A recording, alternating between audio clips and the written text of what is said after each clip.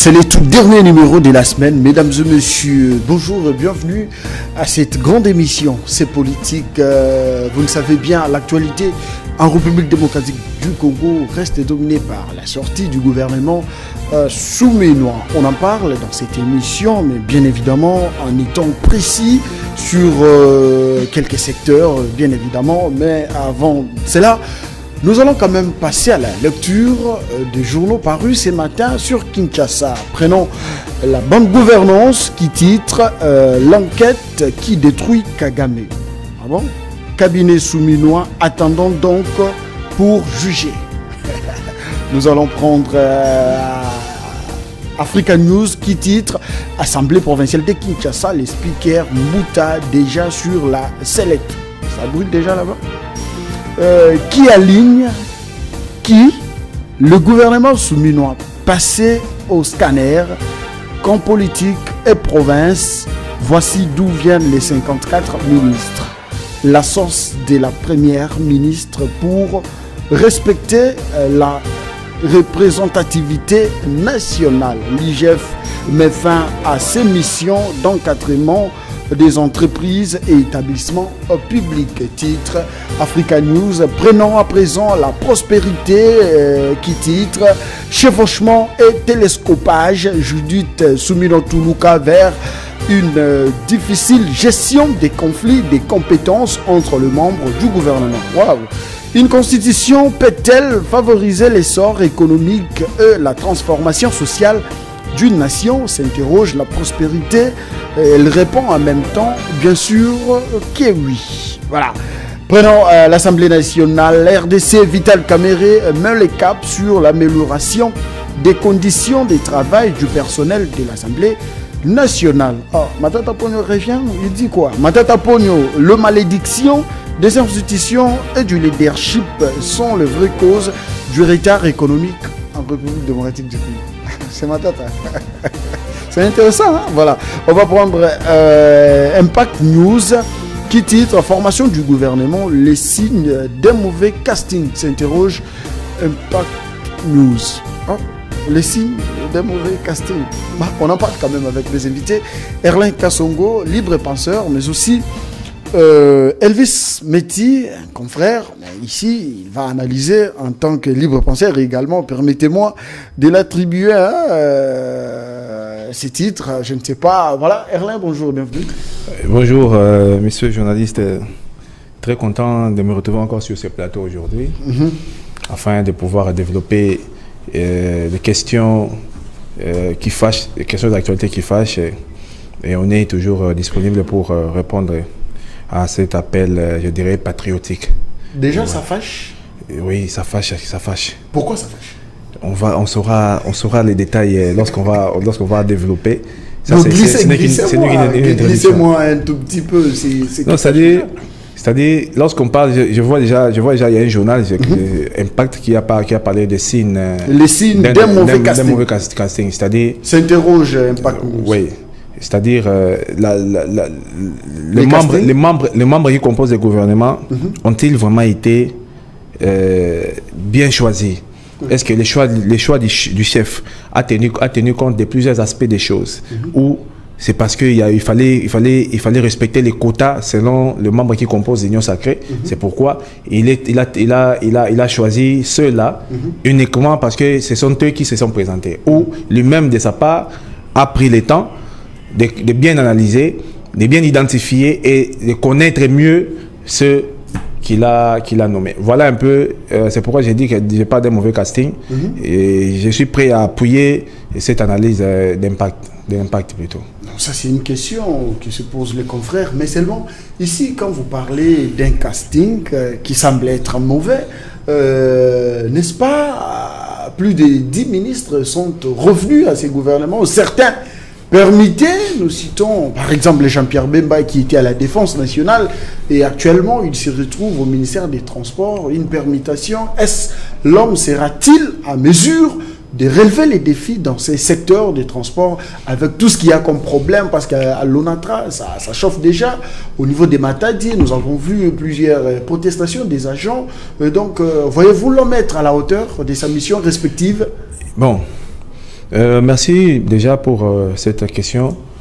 J'estime que nous devons revenir sur le passé afin de pouvoir comprendre ce que son Excellence, Monsieur le Vice-Premier ministre... Ici, il n'y a pas d'excellence, Monsieur le ministre. Le ministre, oui. Le ministre... L'ancien ministre de la Défense. Le VPM des Transports. Okay. S'il sera à mesure de relever les défis. Ça, c'est une question très importante. Et d'emblée, je dirais, il y a... Selon les informations à ma possession, Sibé, si je ne me trompe pas, Sibé Zahir appartenait au feu Jean Bemba. La famille Bemba. Qui est le père du nouveau VPM de transport. Selon les informations à ma possession, comme j'avais dit avant, c'est lui qui avait la gestion quotidienne de cette entreprise. Qui avait plusieurs, je dirais, c'était multimodal. Il y avait les transports maritimes, transports aériens, etc. Mais également, il y avait une sorte de commerce que la société prônait, si je peux le dire comme ça. Et tous on sait ce qui s'est passé avec cette société-là. Et aujourd'hui, c'est complètement en faillite. Ça, ce sont les affaires familiales. C'est complètement... Non, ça ne dit pas de la gestion. On parle de la gestion. Parce que moi, je me demande, je pose des questions. J'aurais souhaité même qu'on les garde à la défense. J'aurais souhaité... Avec quel bilan? Si aujourd'hui, il faut évaluer les bilans de Jean-Pierre Bemba en tant que ministre de la Défense nationale, est-ce l'homme a bien travaillé dans ce secteur? Vous savez, en disant qu'il fallait le garder à la défense, je ne fais pas allusion à sa gestion parce que le ministère de la Défense, il y a une sorte d'un secret de polichinelle qui règne au sein de ces ministères-là. Comment ça? Des informations. Il y a le ministère de la Défense et la Défense nationale, et l'état-major général. Il y a une sorte de secret qui règne à l'intérieur. C'est des choses distinctes. Le ministère et le chef d'état-major général. Le chef d'état-major général, nous voyons l'armée. Avec son général et le chef d'état-major Christian Tchoué. Et le ministère, c'est l'homme politique Jean-Pierre Bemba. Exactement. C'est lui, il est là pour la défense. Parce que c'est lui qui siège au conseil des ministres. Et il prend les orientations du chef de l'État. Il parle au nom de l'armée au conseil des ministres. Au conseil des ministres, c'est ça. Voilà. Donc, je reviens à ce que je disais. J'aurais souhaité même qu'on les garde là-bas. Pourquoi? Parce que je n'entre pas dans la gestion. Parce qu'apparemment, il n'y a pas d'informations qui fuitent. Mais le bilan, quand même, par rapport à ce qu'il a fait, plusieurs voyages effectués dans l'Est de la République démocratique du Congo, la logistique d'ailleurs. C'est-à-dire, il y a certaines réalisations de certains politiciens qui sont, je ne dirais pas un pourcentage réduit, mais plutôt, ça ne reflète pas, ça n'atteint pas la satisfaction des Congolais. Mais au moins, il y a des efforts qui sont fournis à l'interne. C'est parce que le mal est profond. Le mal est tellement profond qu'il faut vraiment relever les défis. Il faut des actions à impact visible. Très bien. Ce qui n'est pas le cas dans notre pays. Il n'y a pas d'action à impact visible. Mais seulement, sauf qu'il y a aussi de ceux qui ne font rien. Ils sont là. Les ministres qui ne font rien. Mais qu'on se le dise, ils ne savent même pas par où commencer. Ce sont des techniciens. Non, ne dites pas ça, c'est trop fort. Je le dis, j'assume. Ce sont des techniciens des cabinets qui travaillent et ils amènent des informations auprès du ministre. Et le ministre donne des orientations, peut-être par influence, parce que c'est lui qui doit décider. Mais la technique, c'est les cabinets. C'est évident, ça peut se faire comme ça. Mais lui-même, le ministre doit avoir aussi ces informations, doit être compétent pour juger au fait le fond de ce qu'on lui présente comme rapport ou encore analyse. Donc, une seconde, s'il vous plaît, pour chuter. En parlant de la maintenance du VPM Jean-Pierre Bemba à la Défense, je faisais beaucoup plus allusion à l'influence. Vous savez, l'armée a une sorte de fonctionnement. L'armée doit faire peur. Si vous avez... Oui. Parce que je dirais, c'est un pouvoir, c'est-à-dire l'armée incarne un pouvoir dissuasif. Permettez-moi de vous relancer. Quand vous parlez de la peur que doit comporter ou soit avoir l'armée, la peur de l'armée, c'est à ce niveau, au niveau de sa force, au niveau de sa logistique, au niveau de son travail sur terrain. si en ce moment qu'une armée peut faire peur à l'adversaire ou soit à certaines personnes. Un autre élément à ajouter, c'est aussi la capacité de la prise de décisions extrêmes de l'animateur de ces ministères. Lorsque vous avez un animateur du ministère de la Défense qui, déjà à le voir comme ça, il ne fait pas peur, c'est-à-dire on sous-entend qu'il peut être incapable de prendre des décisions draconiennes contre les attaques ou contre ceux qui attaquent la République. Mais avec le VPM Jean-Pierre Bemba, je me limite seulement à ce niveau-là. Tous on sait, il est capable de prendre des mesures qui peuvent faire peur. Même s'il ne les a pas prises. Mais au moins, sa présence là, ça peut faire peur. Il ne faut pas vous contredire quand même, cher Erlin. Vous vous contredisez. Parce je ne me contredis pas. Je vais simplement être... Je parle avec tact.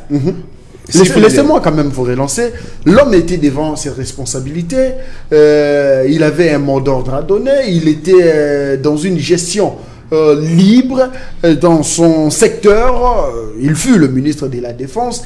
Ici, l'homme pouvait, à son niveau, faire un travail remarquable en cet état où le Congo est agressé dans la partie orientale où nous voyons des groupes armés en train de dicter les lois de ces côtés. Et on avait justement besoin d'un ministre de la Défense qui allait hausser les tons, qui allait collaborer justement avec l'armée, dans le sens où, ensemble, mettre les efforts, engager les efforts ensemble, de sorte de balancer hors état de nuire l'ennemi, chose que Jean-Pierre Bemba n'a pas pu faire parce que il a trouvé la guerre, il est parti, il a laissé. Bon, je vais répondre à la question et en même temps revenir à ce que j'avais dit tantôt. En disant qu'il fait peur, ou encore mon allocution sur la personnalité qu'incarne le VPM Jean-Pierre Bemba, vous avez dit tout à l'heure que je me contredisais. Je ne me contredisais pas. Sauf que je parle avec tact. Il faut comprendre. Et nous sommes à la télé, il faut parler avec tact. Il y a certaines informations qu'il ne faut pas balancer à la place publique. Oui.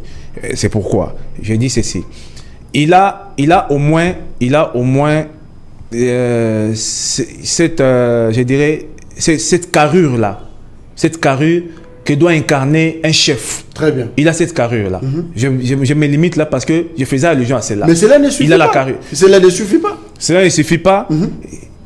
La gestion interne, j'ai bien dit tantôt, je ne sais pas entrer en détail parce que les informations du ministère de la Défense ne fuitent pas. Merci beaucoup. Merci beaucoup. Nous vous avons compris, cher Erlin. À présent, Elvis Meti, bonjour et bienvenue. Bonjour Chris.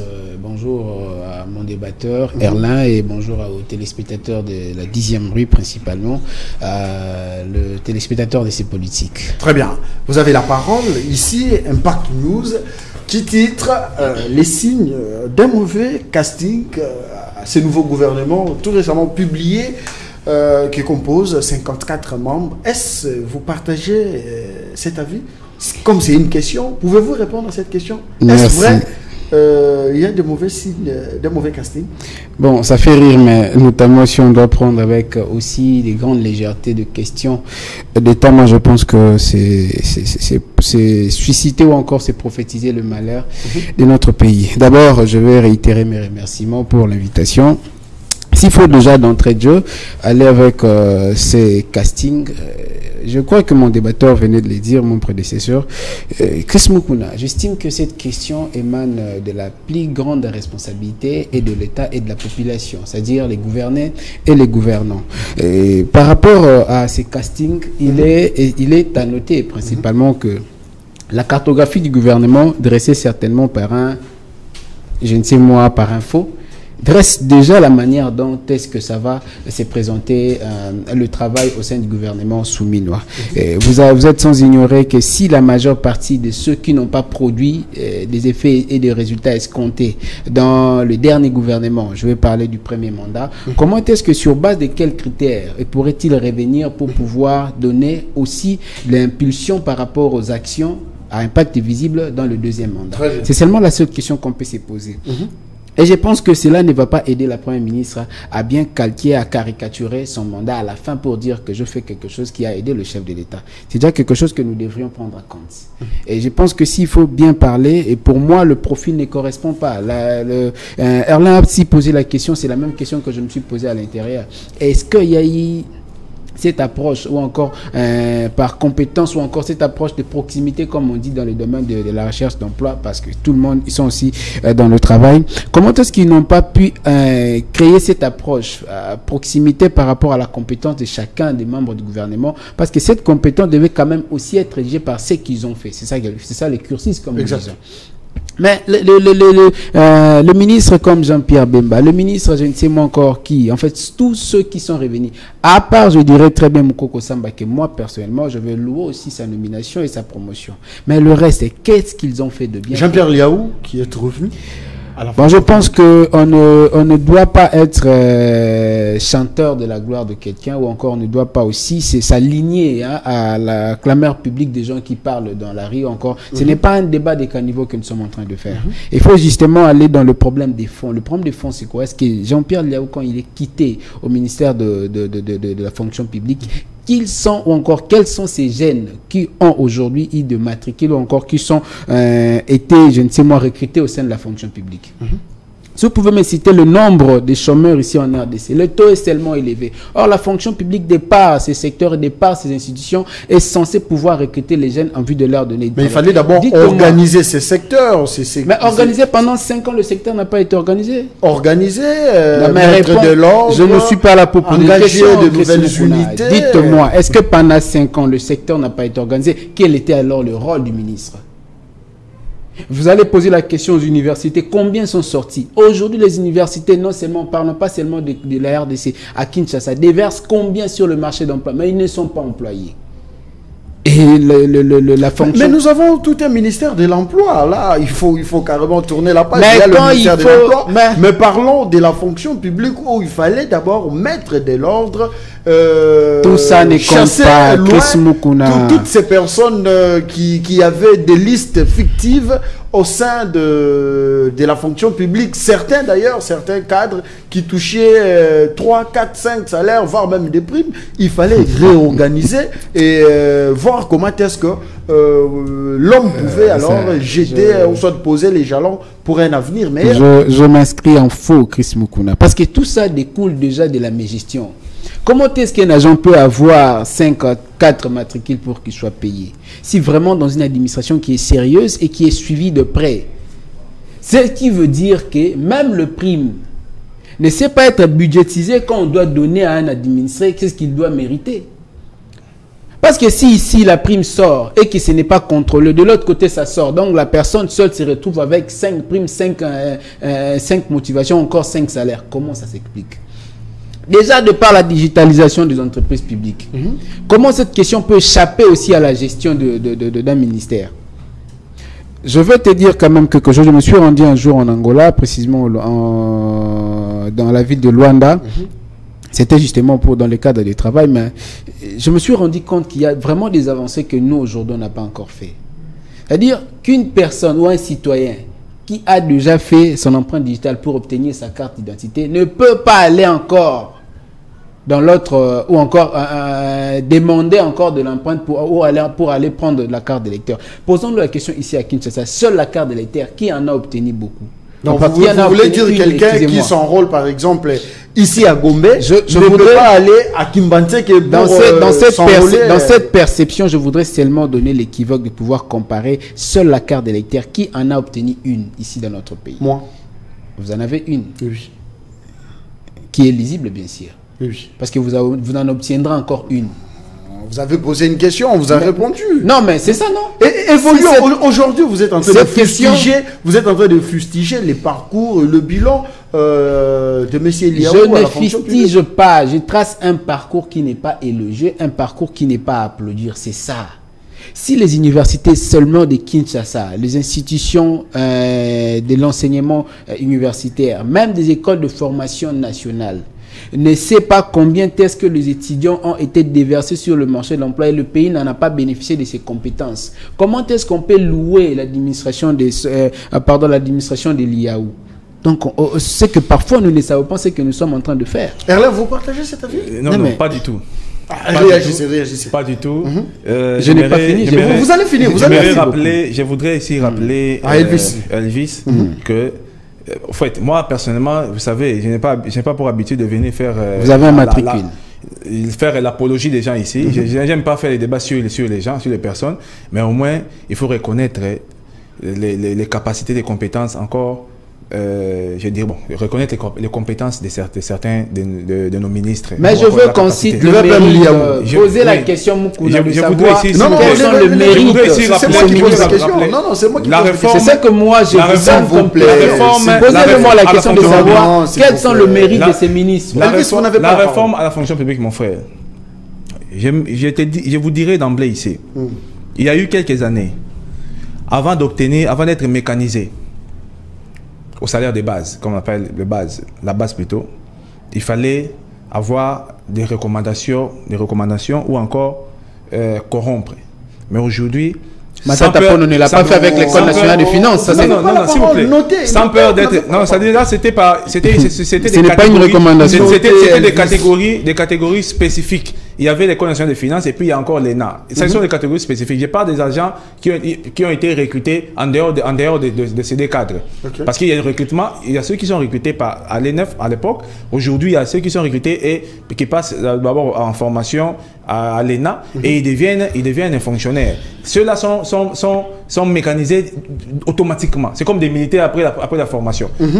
Après 3 mois à l'EFO, vous êtes mécanisé. Non, pas 3 mois. 9 mois. Non, après 3 mois, vous êtes mécanisé. La formation va jusqu'à 9 mois. 3 mois après votre formation. Après 3 mois de formation. Juste après 3 mois, lorsque vous descendez à l'EFO, on vient déjà vous identifier, on vous enregistre et on vous capture. Les données arrivent à Kinshasa, on vous mécanise. Vous êtes là-bas les 6 mois, vous êtes payé pendant que vous êtes en formation. C'est comme ça que ça se passe là-bas à l'EFO. Donc, concernant le VPM, Jean-Pierre Liao, il a apporté beaucoup de réformes. Et puis, il a innové, comme le dit d'ailleurs son ministère, comme c'est dénommé, il a innové la fonction publique. Je répète ce que je disais tout à l'heure. Aujourd'hui, il a mécanisé, je dirais plus, je n'ai pas les nombres exacts, mais il a mécanisé près de 3000 et quelques personnes. 3000 d'ailleurs c'est peu. C'est plus même. Non, 3000 c'est insignifiant. Oui, 3000 c'est peu. C'est plus, d'ailleurs c'est plus. 3 millions. 3 millions. Ça doit être aux alentours de 5 millions. 25, 27 000. J'ai pas de mécanisés. Ok. Des mécanisés, pas de recrutement, je ne parle pas du recrutement, je parle de mécanisés, ceux qui étaient non payés, ceux qui avaient fait, qu'on appelait autrefois les NP, les non payés. Il y a eu ceux qui ont fait des 10 ans, des 15 ans, des 20 ans sans être payés, et il est venu pour régulariser ces situations-là. Donc ça a été fait, et ça c'est à féliciter. Il y a aussi les nouvelles unités. Les nouvelles unités, il y a eu c'est d'ailleurs de ça que je voudrais parler tout à l'heure. Il a régularisé la situation administrative de chaque agent. Aujourd'hui, le phénomène nouvelle unité n'existe plus. Peut-être, après, il y a eu des recrutements. Tout ça grâce aux efforts de Jean-Pierre Liao.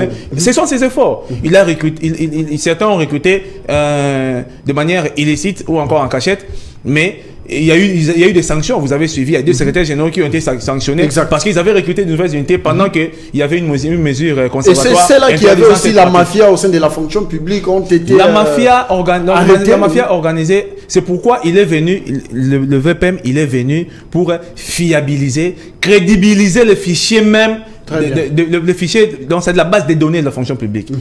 Il y a eu autrefois, c'était fait lors du recensement au GB, quartier GB, je crois. Il y a eu recensement. Les gens ont obtenu des cartes bleues, qu'on appelait des cartes bleues. C'était une donation, je dirais, c'était attribué de manière sélective. Mais aujourd'hui, tout le monde passe. Si vous êtes en ordre, vous êtes régulier avec vos documents administratifs, vous avez droit à cette carte-là. Elvis, vous avez compris, hein, c'est que votre mon frère, je vous informe.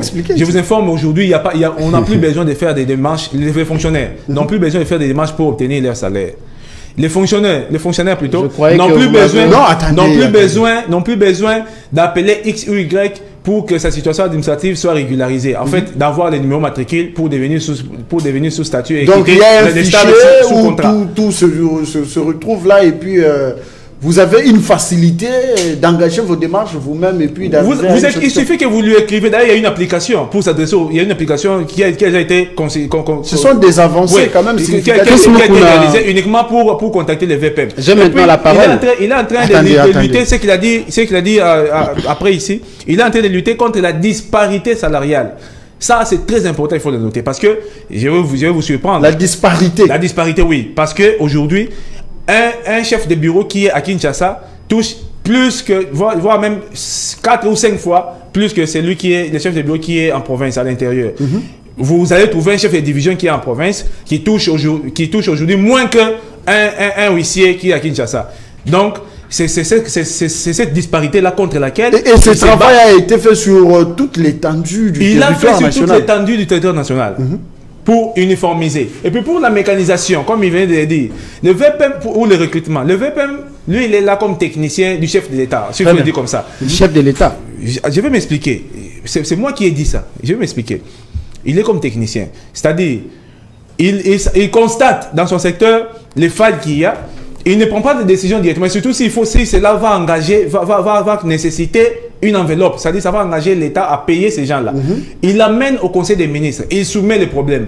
Et c'est au Conseil des ministres que tout est délibéré. On délibère en Conseil des ministres pour voir si c'est que la disponibilité du Trésor public va répondre à ces besoins-là. Et dès lors qu'il y a possibilité, même d'entamer déjà, de faire un premier pas, s'il y avait nécessité de prendre 5000 personnes, mais le Trésor public ne permet pas, mais ça, avec 2000 ça peut aller, ils prennent d'abord les 2000 et les autres viendront après. Et c'est comme ça qu'il est en train de faire. Merci beaucoup. Jean-Pierre Liaou, il a félicité. Vous avez la parole. Mais Chris Mukuna, je pense qu'il faut aussi laisser cette politique de la fonction publique sur le plateau. Moi, oui, sérieusement. Parce que nous avons abordé la problématique de la défense. Et là, nous sommes en train... Vous avez accordé plus de tas d'antennes à mon débatteur. On y place que cela soit de façon dialectique. Je gère les débats. Mais je pensais que ces débats est dialectique. Non, allez-y, vous avez votre temps. Monopolaire, merci beaucoup. Erlin a totalement beaucoup pataugé, mais je pense qu'il n'a pas parlé de l'apologie de personnages. Mais ici, je vois que s'il a un matricule qu'il a obtenu, j'ai pas de réalisation. Non, vous n'avez pas de réalisation. Non, écrivez. C'est important. Prenez note. Faut pas déranger l'émission. S'il a un matricule qu'il a obtenu par l'entremise de Jean-Pierre Liaou, moi je vais au moins lui rappeler que au sein de la SNEL... Moi, je n'en ai pas, mais je loue quand même. C'est fort. Merci beaucoup. C'est un impact visible. Jean-Pierre Liaou, félicitations. Vous aurez pu être beaucoup plus impartial. Monsieur le ministre.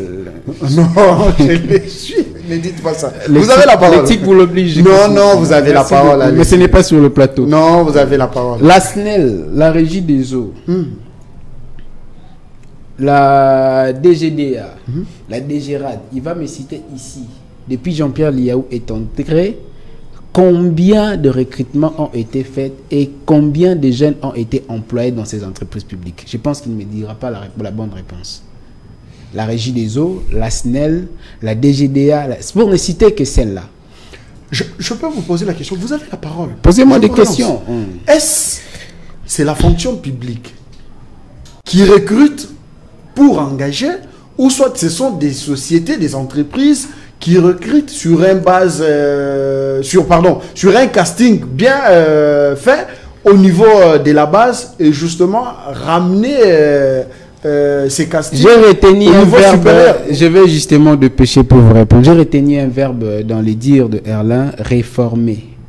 Vous n'avez pas répondu à ma question. C'est ce que je dis. C'est la fonction publique qui engage ou bien c'est les entreprises respectives dont vous venez de citer. Les gens ont l'habitude de l'appeler un recadrage pédagogique. C'est ce que je suis en train de faire maintenant.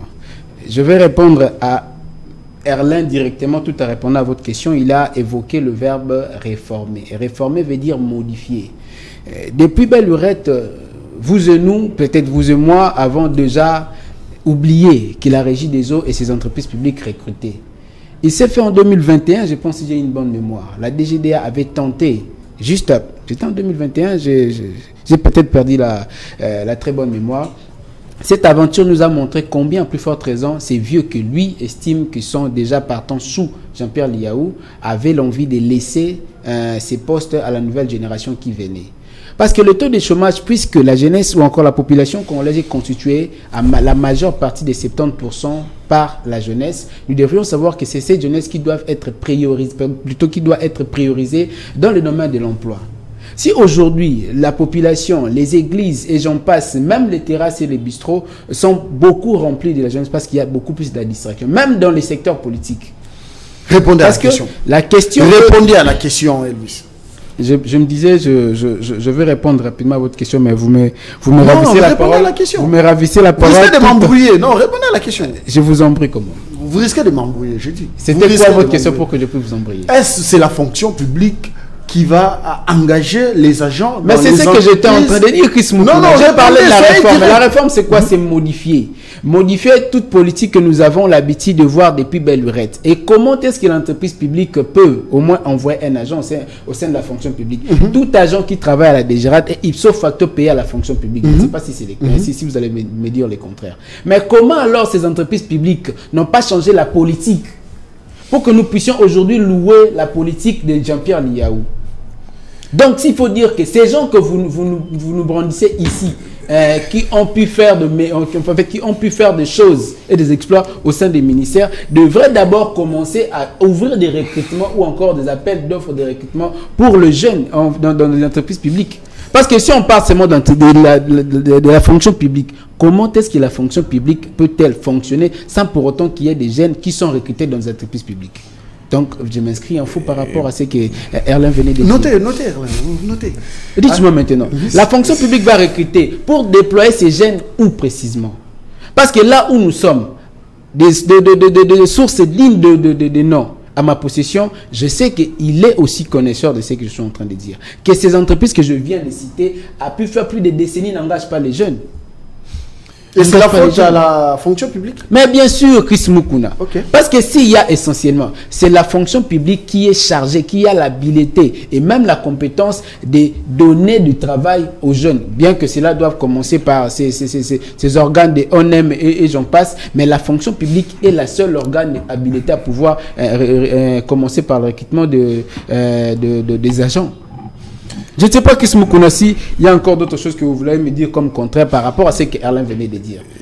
Donc vous comprenez que Erlin est justement ici en train de faire un argumentaire biaisé qui ne cadre pas essentiellement avec les mérites du ministre Jean-Pierre Liaou.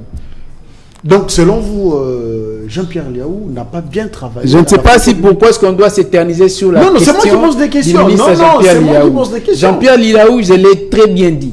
Comme tout autre ministre qui constitue aujourd'hui le gouvernement souminois n'a pas mérité cette place. C'est tout. C'est vrai? Mais bien sûr. Nous avons quelqu'un comme Guy Londo qui est repêché dans ces gouvernements. Il n'a pas toujours bien. Je répète encore, la cartographie du gouvernement dressée certainement par un faux génie ne va pas aider. Un faux génie? Bien sûr. Parce qu'on se croyait, hein, la première ministre se croyait être un génie de pouvoir reconduire encore des... C'est un remaniement à Chris Moukouna. Ce ne sont pas des nominations, encore moins un nouveau gouvernement. C'est un remaniement, la reconduction de ces membres du gouvernement. Prouve à suffisance comment est-ce que la cartographie est mal cartographiée. Comment on peut avoir cette ossature de gens qui n'ont pas pu aider le pays, aujourd'hui les voir très bien dans leur confort pour pouvoir refaire encore le même exercice qu'ils ont pu faire avant.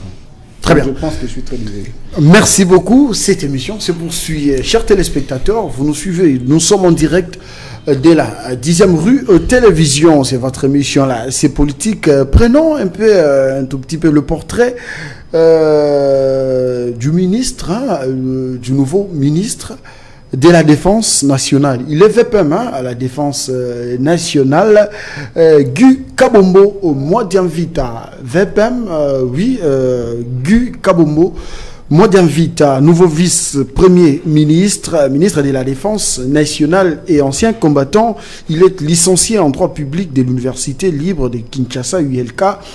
Il a été retenu assistant à l'issue d'une brillante défense avec mention la plus grande distinction. Guy Kabombo est détenteur d'un diplôme d'études approfondies en droit public interne à l'université de Kinshasa et licencié en sciences de la santé obtenu à l'Institut facultaire de développement IFAD à Kinshasa. Modian Vita a également fait des études médicales à l'Institut supérieur de formation des soins infirmiers tenant de Brousse à Paris. Il est aussi avocat au barreau près la cour d'appel de Kinshasa, Matete, un plaideur professionnel. Ancien combattant, Guy Kabombo est une figure emblématique de l'Union pour la démocratie et le progrès social, l'UDPS, sa famille politique. Il cumule 35 ans d'expérience et des combats au sein de ce parti. Bref, aujourd'hui, est-ce la personne qui remplace Jean-Pierre Bemba Gombo à la défense départ son CV brossé ici à moitié sera à mesure de relever les défis, vu l'urgence, la préoccupation qui sévit dans la partie orientale de la République démocratique du Congo. Merci beaucoup, Chris Mukona. En tout cas, permettez-moi, je ne saurais pas avancer sans pourtant recadrer ou encore rappeler à Elvis, si je ne me trompe pas, Elvis. Vous savez, tout à l'heure, lors de votre présentation, j'ai appris que vous êtes journaliste. Et en tout cas, il serait mieux d'avoir plus d'informations sur certaines questions.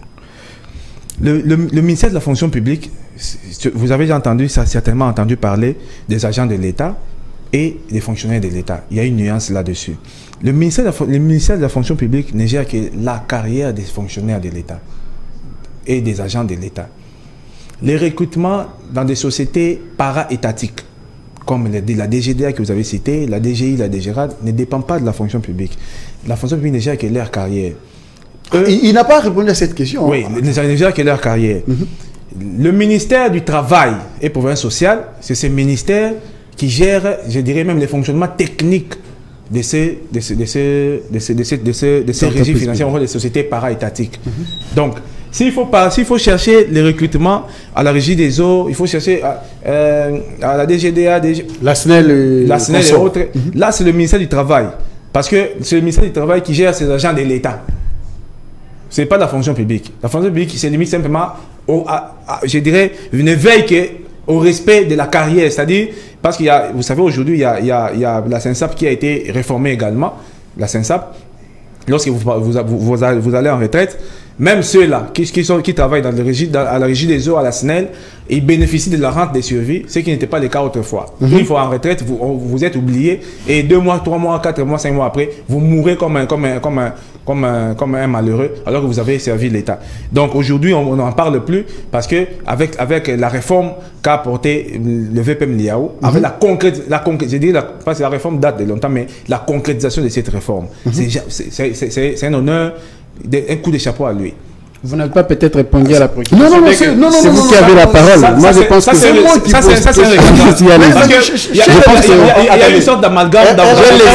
Vous avez la parole. Permettez-moi de recadrer. Merci beaucoup. Laissez-moi vous recadrer. Ce n'est pas vous qui posez de questions. C'est mon plateau.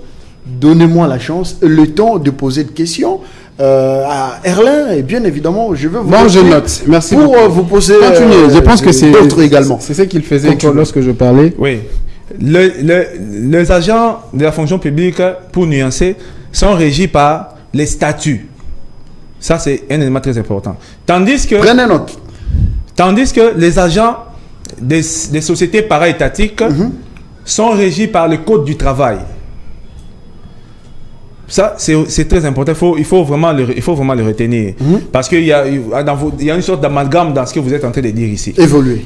La fonction publique n'a pas pour vocation d'organiser les recrutements dans toutes les entreprises publiques, comme on les appelle, c'est-à-dire les sociétés para-étatiques.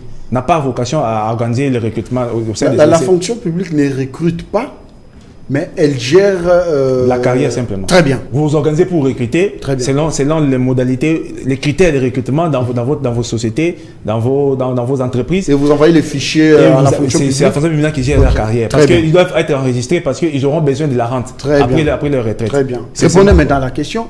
L'homme qui remplace Jean-Pierre Bemba Gombo. Concernant le ministre, l'actuel ministre, le VPM de la Défense, je n'ai pas beaucoup d'informations sur lui. Ça, il faut qu'on se le dise. Il n'y a pas beaucoup d'informations sur lui, mais sur les profils. Moi, je pense que je l'ai toujours dit ici sur ces plateaux. Le Congo si le Congo ne se développe pas, ce n'est pas parce qu'il n'y a pas des gens intelligents ou des gens qui n'ont pas un parcours élogieux. Mais c'est parce qu'il y a une sorte de désintéressement de la chose publique. C'est-à-dire, le chef de l'État aurait dû tenir compte beaucoup plus, selon moi, de la probité morale des gens qu'il nomme, de l'intégrité morale, et voire même aller jusqu'à savoir s'il partage, soit à Kabaka, dans sa vie courante. Ça, c'est intéressant. Oui, sur Kabaka. Parce qu'il y a une sorte d'égoïsme qui règne, à tel point que c'est inné. Lorsqu'on vous confie même la gestion des choses publiques, vous oubliez que vous êtes là pour servir les autres. Vous ne voulez pas, vous voulez pas libérer. C'est ce qu'on a vu. Laissez-moi citer le nom, en tout cas, ça m'engage que moi. C'est ce qu'on a vu avec Jantini Ngobila. Apparemment, on a vu Néba Kabaranante. Mais je vous dis, je suis à la télé, je m'assume. Apparemment, à Kabaraté. Non, on n'évite pas ça. Non, c'est-à-dire, je ne connais pas sa vie. Mais de par ses attitudes, les traitements même de ses collaborateurs. Non, allez demander à JB, il vous dira. Non, allez demander à JB. Mais pour chercher la gloire, pour être dédicacé dans des chansons, là, c'était une parenthèse. Oui. Donc, il faudra beaucoup plus tenir compte de la probité morale, de l'intégrité morale et des réalisations, je dirais, du comportement des nominés au sein de la société. Au sein de la société. C'est très important. C'est très important. Avec la nouvelle ministre de la jeunesse. De la jeunesse également. On va en venir parce qu'il y a eu beaucoup de choses qui se sont dites. À boire et à manger là-dessus. Bon, il y a aussi à boire et à manger. De par son comportement. Moi, je ne la connais pas très bien, mais au moins, étant bourgmestre adjoint de la commune d'Engalema, je l'ai vu déjà une fois, plusieurs fois d'ailleurs, je l'ai vu. À la voir comme ça, tout ce qu'on raconte d'elle, en tout cas, je ne pense pas. C'est faux. D'ailleurs, c'est une dame qui est née, permettez-moi de dire qu'elle est née en 94. En tout cas, sa biographie nous démontre. Donc, tout ce qu'on colle sur la dame, c'est pas vrai. Au Mickey, elle a fini à l'UPC. Tout ce qu'on colle sur la dame, c'est faux. Mais c'est faux. Ok. C'est faux. Il y a des elle est d'une bonne moralité. D'une bonne moralité, c'est une dame respectueuse. Il y a une sorte, il y a un groupe de gens qui ont monté ce truc-là. C'est pas pour justement salir la dame. Certainement, selon mes analyses, certainement c'est parce que elle aurait des liens familiaux avec la gouverneure Fifou Masuka. Parce qu'elle est de FIDEC. Le parti politique de Fifi Masuka, elle est de FIDEC, cette dame. Donc, certainement, il y a eu des mécontents. Donc, c'est un sabotage. Pour sa désignation, parce qu'il y aurait des liens familiaux. C'est un sabotage, selon vous. Il y a des gens, il y a d'autres personnes plus compétentes qu'elle, selon certains dires. Et elle n'a choisi que celle-là parce que c'est sa nièce, c'est sa ministre de la jeunesse en République démocratique du Congo. Elvis le disait tantôt, la jeunesse est la plus grande, comment dirais-je, population, permettez-moi de le dire. Il ne suffit pas d'avoir fait des bonnes études ou encore d'avoir fait des hautes études. La probité morale et surtout la rigueur. La rigueur. Est-ce que les nominés, y a-t-il pas une sorte de légèreté qui règne dans leur vie quotidienne? Un monsieur, une dame pareille, qui n'a pas de rigueur, déjà il est léger dans sa vie, il ne peut pas être ministre dans un pays. Et surtout, vu les enjeux de l'heure. Donc, selon vous, afin de nommer un ministre, il faut enquêter d'abord avec tout le temps sur son parcours, ça prend du temps parce qu'il faut enquêter sur la personne. Ça n'a pas été fait ici au Congo? Je ne pense pas avec ce que nous sommes en train de voir. Je ne pense pas. Il y a également le ministre de la Justice qui a été radié du barreau, de son barreau parce que... Constant? Oui, il a été radié en 2020. En septembre 2020, il a été radié. Il a été radié. On lui reprochait également l'installation irrégulière à Kinshasa. C'est pas pourquoi. Il y a également le manque de courtoisie et manque de délicatesse. Ce sont des griefs lui reprochés à l'époque. Donc, je me demande si c'était une cabale politique parce que je ne sais pas pour quelle fin. Et là, on peut encore espérer à une bonne chose. Mais au moins, moi, je les trouve cohérents et résistants dans ces actions. Oui, vous lui voyez relever les défis de la justice, relever les défis de la justice. Le profil, selon certains analystes, il pense que il n'a pas le profil pour gérer ces ministères-là, ces grands ministères, partant du fait que les enjeux de l'heure actuelle voudraient que un grand professeur éloquent, un docteur en droit qui soit là. Mais on en a connu plusieurs des docteurs en droit qui sont passés par ces ministères-là. Qu'est-ce qu'ils ont fait? La justice demeure invertèbre. Très bien, merci beaucoup. Elvis, vous avez la parole. Permettez-moi de piquer vos mots. Tantôt, vous avez dit tous les ministres reconduits n'ont pas bien travaillé par les passés. Et aujourd'hui, pourquoi sont-ils reconduits? C'était un questionnement. Mais laissez-moi vous citer les cas du ministre Mouyaya, porte-parole du gouvernement. Lui également, selon vous, n'a pas été à la hauteur de sa mission. Merci beaucoup, Chris Mukuna. Moi, je ne vais pas recevoir la question dans ce sens-là, mais permettez-moi quand même de pouvoir revenir un tout petit peu avec ce que venait de dire Erlin. Heureusement qu'il connaît ma profession, mais je ne sais pas du tout si Erlin est fonctionnaire de l'État. Je vais un peu aller sur ce que nous sommes en train de dire ici. On n'est pas peut-être ici le but de cette émission encore, le but de ces numéros, enseigner ce que c'est l'administration publique ou encore apprendre les gens le droit administratif. Mais sinon, je vais recadrer ce qu'il venait de dire. Quand vous parlez de modifier ou réformer, moi je pense que c'est modifier. Ce que nous serons en train de parler ici, moi j'ai répondu à la question de Chris Mukuna, qui faisait allusion essentiellement au taux de chômage et à la politique d'emploi de la population. Et j'ai pris mon argumentaire dans le sens d'évoquer l'angle de la jeunesse. Je pense que vous serez d'accord avec moi que la jeunesse n'est pas employée dans les administrations publiques. Ici, vous avez dit, la fonction publique gère la carrière des agents de l'État. Ou encore gère la carrière des employés qui sont recrutés dans les entreprises publiques. Là, on est d'accord. Qui sont rémunérés par l'État. S'il vous plaît. Oui, c'est ça. Je pense que c'est vous qui se confond vous-même. Plutôt qui s'est confondu dans vous dire. Parce que moi, je ne fais pas l'amalgame ici. Je suis en train de dire, j'ai répondu à la question de Chris Mukuna pour dire, du prime abord, j'ai parlé de la modification de ce que vous aviez qualifié de réformes. Vrai ou faux?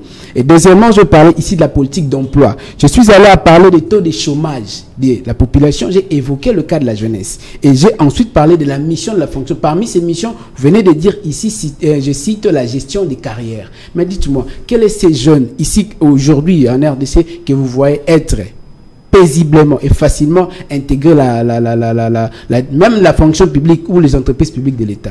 Il vous a également répondu, non? Non, il va pas me citer.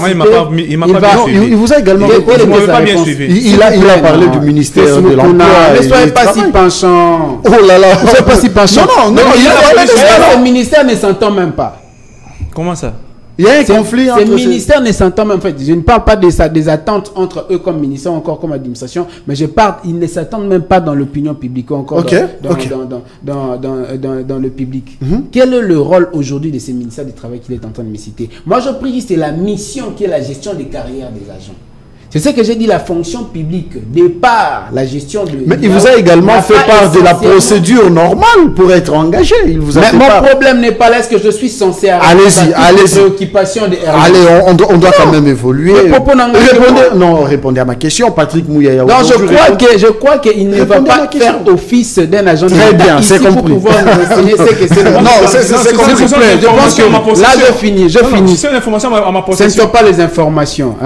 Mais dire que qu'est-ce que la fonction publique encore, qu'est-ce que la mission de la fonction publique. Pouvez-vous répondre à ma question? Ce n'est pas une connaissance acquise, ce n'est pas une information. Je vais aussi rappeler que la probité et l'intégrité, c'est la même chose. Pour dire que le chef de l'État devait tenir compte de la probité et l'intégrité morale des gens. Je ne pense pas. Qu'est-ce que Erlin était en train de dire?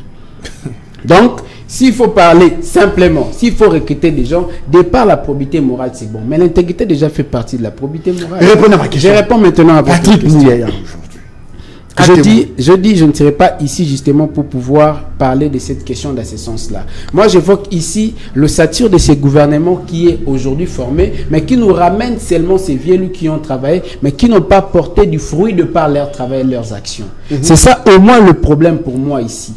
Et si il faut parler, puisque Patrick Mouyaya fait partie de ces gouvernements qui a été ou encore qui vient d'être remanié, je pense que la personne qui a remanié, en fait, la personne qui a reconduit Patrick Mouyaya a vu dans lui le travail que Patrick Mouyaya a bâti. Mais comparativement à la mère Mende, moi je pense que Patrick Mouyaya a été au moins justement du côté du gouvernement. C'est normal puisqu'il a fait le travail du porte-parole du gouvernement. Mais on va un peu revenir avec les dossiers forage. Vous n'avez pas répondu à ma question, répondez à ma question. Patrick Mouyaya mérite aujourd'hui d'être reconduit à ce ministère de la communication et médias, mais bien évidemment aussi porte-parole du gouvernement. Mais Chris Mukuna, je ne sais pas. Non, je ne sais pas si répondez à ma question. Je ne sais pas s'il faut que je puisse seulement puiser dans vous dire ce que vous voulez que moi je puisse dire. Je dis ceci, si vous avez porté le choix sur Erlin pour faire quelque chose, qu'est-ce que moi j'ai à remettre en cause votre choix? J'ai dit ceci, je ne veux pas aborder la question dans ce sens-là. Si Patrick Mouyaya est reconduit, puisqu'il a... Et là, vous ne répondez pas à mes questions. Je ne sais pas comment vous voulez. Je suis déçu. Je ne sais pas comment vous voulez que je puisse répondre à vos questions. Mais sinon, Patrick Mouyaya, s'il est reconduit aujourd'hui, c'est que Judith Souminois a vu dans lui les multiples travaux qu'il a abattus. Mais moi, je veux au moins me rappeler, c'est la chose que je voudrais au moins chuter, avec le dossier forage. Patrick Mouyaya a beaucoup soutenu les gouvernements. En lieu et place de faire un vrai travail de porte-parole, comme le faisait parfois Mende et consorts. Pourquoi? Parce que moi, j'estime que s'il devrait continuer à faire le travail à ce sens-là, il ne sera pas médiéval. Or, son travail est de mettre un pont entre la population et la communication du gouvernement, soit entre la population et les porte-parole du gouvernement. Mais au moins, s'il faut louer quelque chose, déjà dans ses coutumes qu'il a donné l'impulsion de pouvoir faire le briefing presse, cela a pu donner quelques ampères et une particularité dans son travail. Je crois que maintenant, vous avez la réponse à votre question. Vous avez fini? Je ne sais pas s'il faut... Très bien, merci beaucoup. Tout le temps là, vous allez clôturer l'émission d'aujourd'hui. Patrick Mouyaya, vous avez vu l'homme être à la hauteur de sa mission pour être reconduit dans ce nouveau gouvernement. Bon, déjà, départ, les attributions ou les rôles du ministre de la Communication ou porte-parole du gouvernement ne se limitent pas seulement je dirais, au c'est-à-dire à son titre de porte-parole. Mais également, il y a d'autres attributions qui viennent après, notamment la réforme des médias officiels. Ok. Donner la forme, c'est-à-dire parce que les médias officiels vendent l'image de la République à l'extérieur. Quelle est maintenant la politique que le ministre Mouyaya a mise en place pour que la RTNC revête, je dirais, d'un nouveau statut, revête la belle robe qu'on a connue l'autre fois lorsque la RTNC parle. Mais le ministre Mouyaya a équipé la RTNC des matériels. Non, mais ça ne suffit pas. Je vais vous surprendre. Il y a aujourd'hui une redéfense qui est payée. Je vais vous surprendre. Je vais vous surprendre. Lors d'une cérémonie, on a été à la RTNC. En ma présence, le chef de l'État était sur place. Il y a eu une dame qui s'est éclipsée et elle est arrivée jusqu'au devant le chef de l'État. Elle s'est directement agenouillée devant le chef de l'État pour dire la garde a voulu, la garde, de manière générale, a voulu prendre la dame pour l'amener ailleurs. Et le chef de l'État avait demandé qu'on la laisse. Madame, vous voulez quoi? Et c'est que la dame a dit, chef de l'État, papa, le ngole biso mutu oyo. Aboumi ministère, il y a communication, ministère, il y a ministère nabiso, aboumi RTNC plutôt, aboumi RTNC. Même les primes qu'on obtenait avant, aujourd'hui, il n'y a plus moyen de les obtenir parce que ces messieurs détournent tout. C'était lors du day d'un ancien comédien comme ça, il travaillait à la RTNC. Le vieux, quelque chose comme ça. Son nom m'échappe. Je me rappelle. Eddie, je crois. Eddie, j'ai oublié le nom. Je me rappelle. Donc, voilà. C'était lors de cette... Et la dame disait au chef, Longole Labisso, ministre Mouyaya, Azo Salam, oui, il a accusé des détournements. Je n'ai pas de ce que j'ai entendu. Et ce que j'ai vu, parce qu'il était sur place. La vidéo avait circulé sur les net. Oui. On en avait aussi. Et les chefs d'État l'appelaient même pour dire, venez écouter ce qu'on dit de vous. Et il s'est approché là, tout mouillé, humilié. Là, je me pose la question pourquoi le chef de l'État l'a reconduit. Donc, ça dit, il y a une sorte. C'est pourquoi je disais ici, le chef de l'État devrait plutôt tenir compte de plusieurs critères ou de plusieurs aspects des choses pour nommer ses ministres. En parlant, moi, je me limite. Je vais revenir à ce qu'il a dit. Allez-y, parce que je dois la probité morale et d'intégrité morale. Je dois désannoncer. Il faut amortir, il faut le plus à s'en La probité morale, c'est-à-dire la disponibilité. Très bien. Très bien, merci beaucoup. Nous sommes arrivés à la fin. Merci de nous avoir suivis. Merci à la grande équipe, mais également aussi merci à vous qui avez répondu à notre invitation. Merci à Manuela qui est à Lungoy. Merci à toi. Comment on le dit? Amoro Sandemia, Papa na George, un grand merci à vous. Germain Moundoukou, Jimmy Dianda, Dieudonné Masunda, la grande équipe, je n'oublie pas, Zed Moukoko, les directeurs des programmes à la grande direction de la 10e rue de télévision. On se retrouve le lundi pour un autre numéro et d'autres invités. Sinon, restez en compagnie de notre programme. À cela.